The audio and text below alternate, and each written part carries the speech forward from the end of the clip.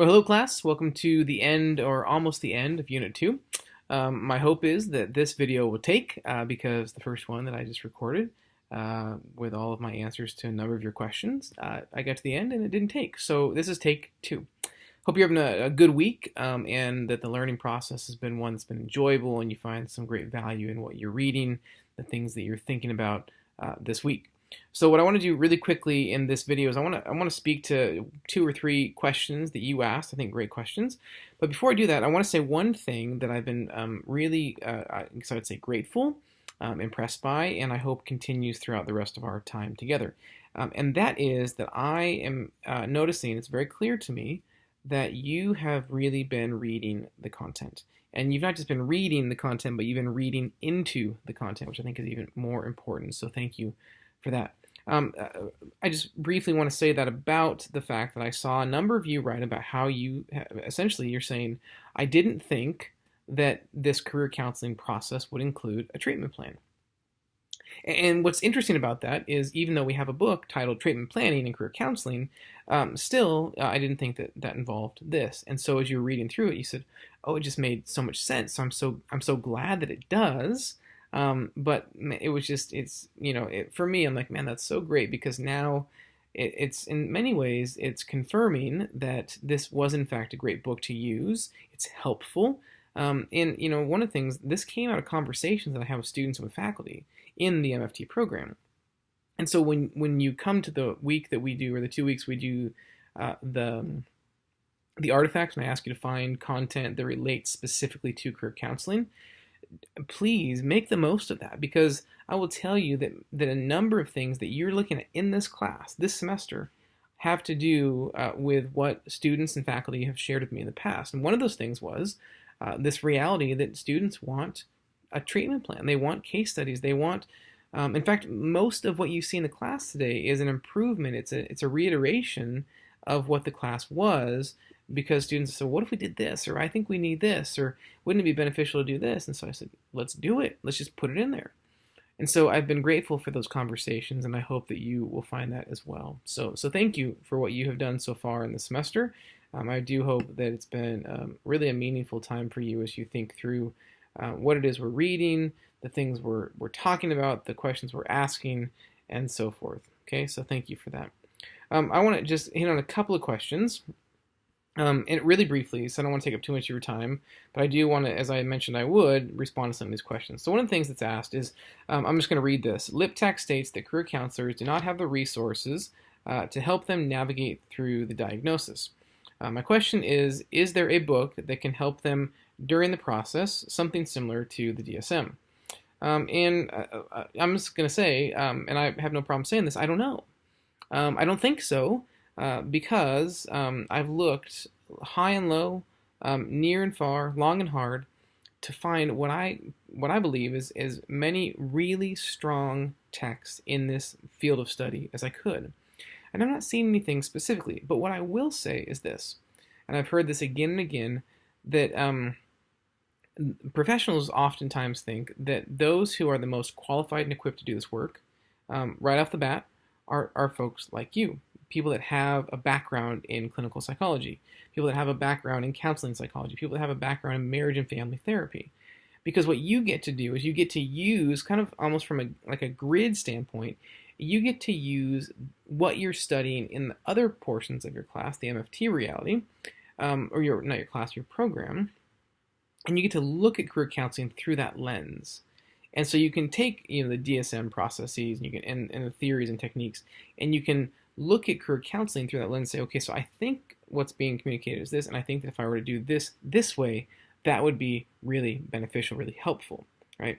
And I would say the same thing, that you are incredibly equipped. In fact, I mentioned a book earlier that looks at kind of the combination between, or the intersection, I should say, between career counseling and cognitive behavioral therapy. So there's these great connections between traditional clinical psychology, psychotherapy, different realities within the field of study that you're used to, and career counseling.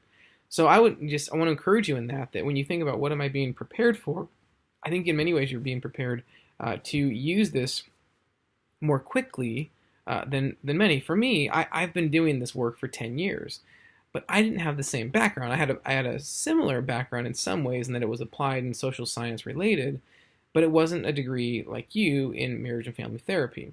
In fact, you'll hear from Judy Grutter later on this semester if you choose to listen to the webinar. It's lengthy, it's about an hour and a half, but it's really good. And Judy is now, she's now passed away, but she used to work at CPP, which is the organization that houses the Myers-Briggs Type Indicator. And after that, she left and went to work for GS Consultants. And I remember having a conversation with her on the phone, and she said, well, what's your educational background? I told her, I said, well, it's the social sciences, it's a Master of Arts in Organizational Leadership, and then I went on and I did studies in Organizational Development and Change. And she said, oh, well, was your master's degree housed in the School of Business and Management? And I said, actually, no, it wasn't. It was housed in the School of Behavioral and Applied Sciences. And she kind of, I was on the phone, so I couldn't really see her, but I can only imagine she kind of perked up and said, oh, well, that must have been a really unique, really important, valuable, powerful degree. Because typically that would be in the School of Business. And I said, yeah, you're right, it would be. But our approach was definitely not from a business standpoint, from a traditional, I should say, business standpoint. So I feel like it's taken me a long time to get to this place, but I didn't have the training in the background that you do.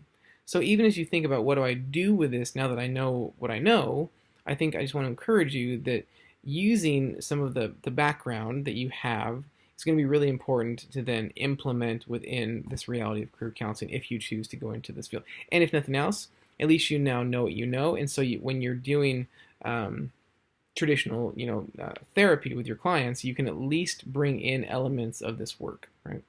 So is there a book? Not to my knowledge. If you find it, please let me know. But like I said, I've looked long and hard, been doing this for a long time and never come across one. And I would imagine if there was one, I would have come across the book. Okay, so great question. Thank you.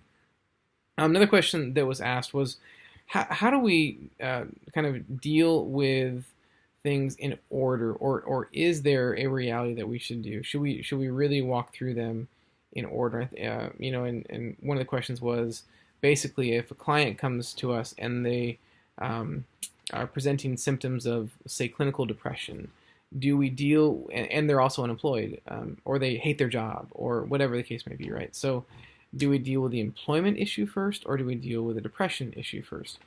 And probably my question would be, it's kind of a chicken and egg situation, so maybe it's not a question, but my answer would be yes. And you're like, wait a second, I asked if I should deal with this one before this one. Or do I do them, at the same time? Yes. Yeah, I would say yes, do them at the same time, because we don't know. It's this reciprocity, right? It's which one came first. Did the depression take place because of the job loss? Did the job loss take place because of the depression? Did they happen simultaneously? Is there a history of chronic job loss, right? So getting a job and being laid off or fired regularly. Is there a history of chronic depression, right? So just continual depression, clinical depression, so forth, diagnosed, undiagnosed, and so forth. There's lots of questions that need to be asked. And I don't know, and this is just my saying from a career coaching perspective, from a career counseling perspective, I don't know if it's as valuable as an approach to come at it piece by piece. Now, hear me, I'm not saying don't do that, but I would, when you're dealing with, especially with you, like for me, I'm just a pure career counselor. I'm not going to be offering any sort of clinical diagnoses or anything like that. So I'm gonna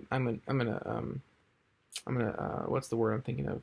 I'm gonna refer out, right? So hey, I'm here to talk about career, and there's some other things presenting that I think you'd be better served by a professional within a different realm, right? And I think the same thing could be said for you. If you feel more comfortable looking at the depression, well, then I would say deal with that and then refer out to a career counselor. In fact, I think that happens.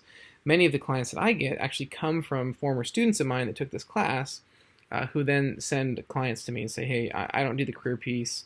It looks like you probably need something that's outside of my scope of expertise. I go talk to Jeff. But if you're operating within kind of this, I'm the therapist and I have this other training, I think you look at them in tandem. Now, here's the thing you want to be careful of is you want to make sure that you are clearly delineating what hat you're wearing, right? If you are leading from the standpoint of I'm a counselor, I'm a therapist, using the career piece to influence to your thinking, right? To affect the work that you do, I think is important. If you're operating strictly as a career counselor and that's something that you're billing yourself at, well, you're not going to then use your therapy background. So it really kind of depends on how you come at it, right? What approach, what hat are you wearing, so to speak? Um, so, and I think that probably the other answer that you get often, probably from many of your faculty in other classes, is it depends, right? So, depending on the client and what you see as the most pressing need, there are certain things that you're going to go after first. And then there's going to be things that you say, I think this is a presenting issue based upon something else, or you'll say I think they're kind of in tandem, they're done one and the same, or maybe there's something that's just not as important.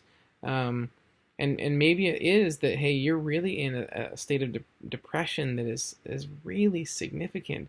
And I don't even think we can get to talking about how to get you a job because I'm looking at you. We've had these conversations for the past 3 weeks, and I don't know that you're even in a place or a state where if you were to get an interview, you could conduct yourself in such a way that would allow for you to be considered for the position. So then you look at it, and we need to deal with this issue first, right?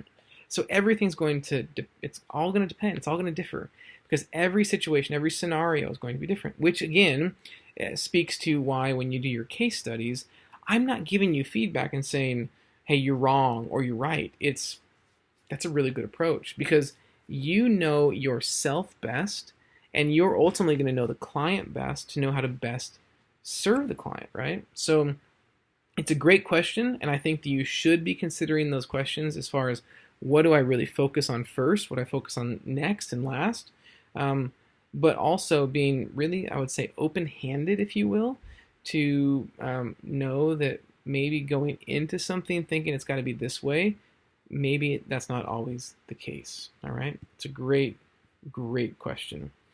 And then there's really briefly, last one, must the process of vocational guidance be followed step by step, or is there room for wiggle or even skipping some steps as clients may be at a place where they feel they're ready to skip a latter step? Example they give is maybe the client is not interested in the counselor's analysis. Okay, it's a great question.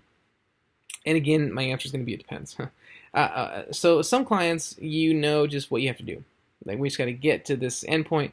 But I would say, by and large, and when I say by and large, what I mean is pretty much, I would say every single time, nine times out of 10, what you need to be focusing on is the whole picture. In fact, when I work with a client, I say you have to meet with me 4 times minimum.